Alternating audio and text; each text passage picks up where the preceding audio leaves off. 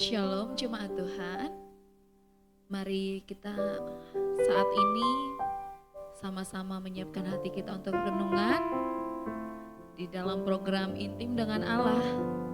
Mari kita naikkan pujian kita. Terima kasih Bapa yang baik, terima kasih Tuhan Yesus. Mataku tertuju padamu, segenap hidupku ku serahkan padamu. Bimbing aku masuk rencana-Mu untuk membesarkan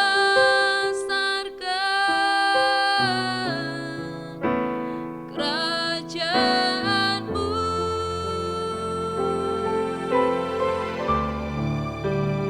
Ku mau mengikuti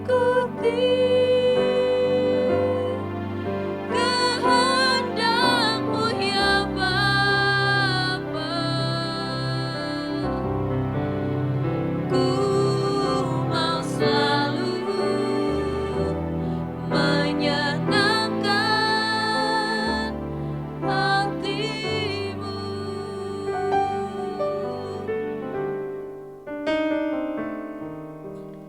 Mataku tertuju padamu, segenap hidupku ku serahkan padamu.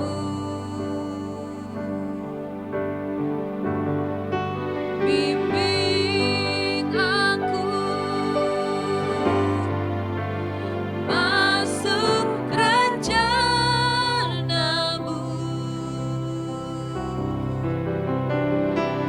untuk membesarkan kerajaan-Mu.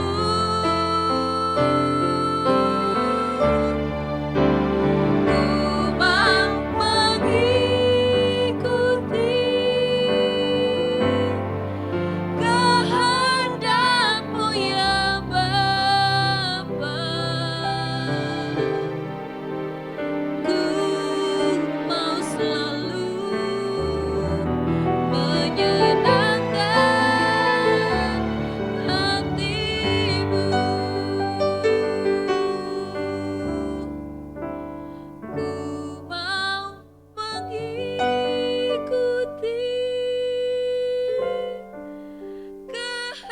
kehendak-Mu ya Bapa. Ku mau selalu menyenangkan hati-Mu.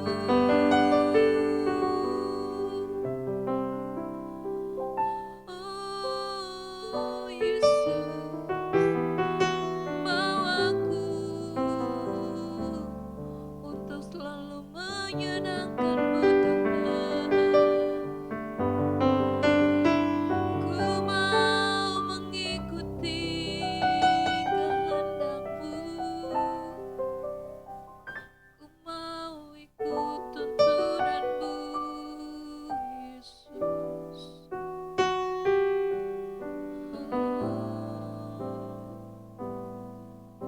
Haleluya. Terima kasih Tuhan Yesus. Kami perlu tuntunan Tuhan. Kami mau mengikuti kehendak-Mu ya Tuhan Yesus. Oleh karena itu Bapa, dalam renungan hari ini tuntun kami Tuhan, bahwa kami semakin mengerti kehendak Tuhan dalam hidup kami. Terima kasih Bapa yang baik. Terima kasih di dalam nama Yesus. Haleluya. Shalom Bapak Ibu dan saudara-saudari sekalian. Program pembacaan Alkitab setiap hari saat ini diambil dari Keluaran 25, 26, dan 27. Renungan hari ini berangkat dari beberapa bagian program pembacaan tersebut berjudul Kemah Suci yang Tuhan Inginkan. Untuk membangun kemah suci, terdapat beberapa hal yang Tuhan sampaikan kepada Musa. Pertama, orang Israel melaksanakan persembahan sukarela untuk Tuhan. Hal-hal yang dapat diserahkan pada persembahan sukarela ini ialah emas, perak, tembaga, kain ungu tua, kain ungu muda, kain kirmizi, lenan halus, bulu kambing, kulit domba jantan, kulit lumba-lumba, dan kayu penaga. Syarat yang harus dipenuhi setiap orang saat membawa persembahan ialah terdorong dari dalam hati. Keluaran 25 ayat yang kedua. Muncul dari niat hati yang tulus, bukan karena hal lain, seperti jika tidak memberi, tidak enak pada Musa, atau akan muncul perasaan malu jika tidak memberi, atau jika ikut memberi akan terkesan tidak rohani, atau dan seterusnya. Material persembahan yang dilaksanakan secara tulus akan digunakan Musa untuk membangun kemah suci. Apa yang dimaksud dengan kemah suci? Kemah suci adalah tempat ibadah sentral orang Israel yang dapat dipindahkan dari tempat yang satu ke tempat lainnya ketika mereka melakukan perjalanan keluar dari tanah Mesir ke Kanaan hingga zaman para hakim-hakim. Kemah suci adalah tempat kudus bagi Tuhan. Yang kedua, ukuran kemah suci. Di dalam Keluaran 6 ayatnya yang pertama sampai dengan keempat. Ukuran kemah suci yang akan dibuat itu sebagai berikut. Panjang 28 hasta dan lebarnya 4 hasta. Inilah ukuran untuk satu tenda. Dan kemah suci itu terdiri dari 10 tenda. Ke-10 tenda itu dibagi menjadi 2 rangkap.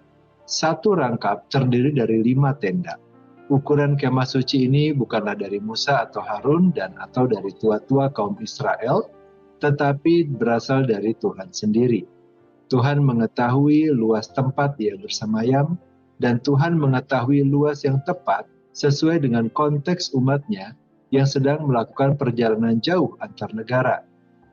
Setelah Musa mendapat ukuran ini, langsung diteruskan kepada tukang yang ahli untuk membuatnya, dan bangsa Israel pun tidak perlu mendiskusikannya lagi. Orang Israel menerimanya dengan sepenuh hati.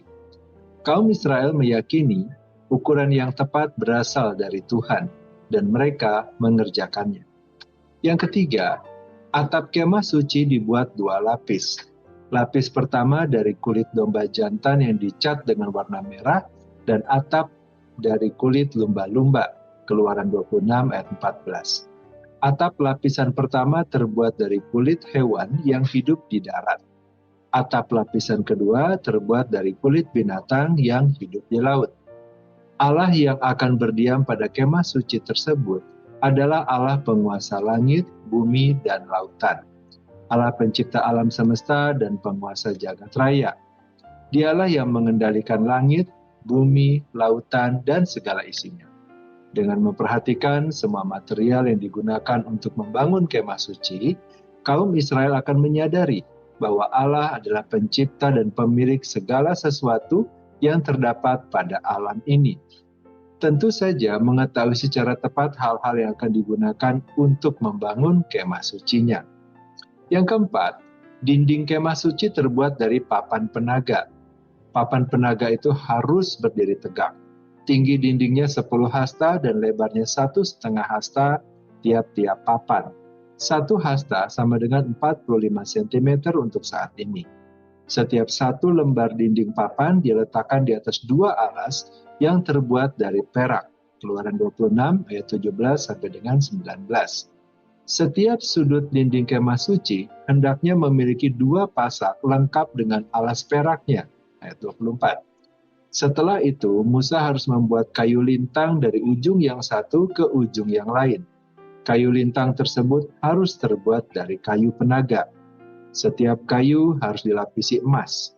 Musa juga harus membuat tabir dari kain ungu tua menjadi pemisah antara ruang kudus dan ruang maha kudus, menempatkan meja di depan tabir dan kandil berhadapan dengan meja.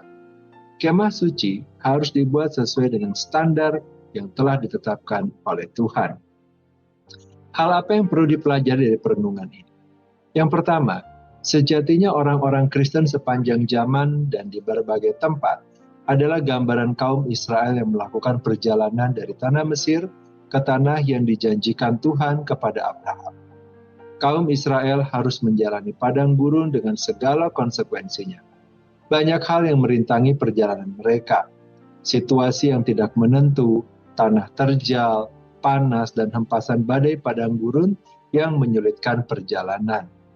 Terdapat bangsa yang ingin mengutuki kehidupan mereka. Tidak sedikit yang menimbulkan peperangan untuk mencapai Kanaan yang dijanjikan. Demikian juga dengan orang-orang Kristen. Sebelum mencapai tempat tinggal, kediaman yang sejati, surga yang kekal, harus melewati perjalanan hidup yang penuh dengan tantangan dan persoalan keseharian. Banyak permasalahan kehidupan yang harus menyasar pada pusat kehidupan orang-orang Kristen, yakni iman, yang sangat menentukan berhasilnya perjalanan atau tidak. Karena itu, tetaplah beriman, berpegang teguh dan bersandar sepenuhnya pada Kristus dalam melakukan perjalanan hidup.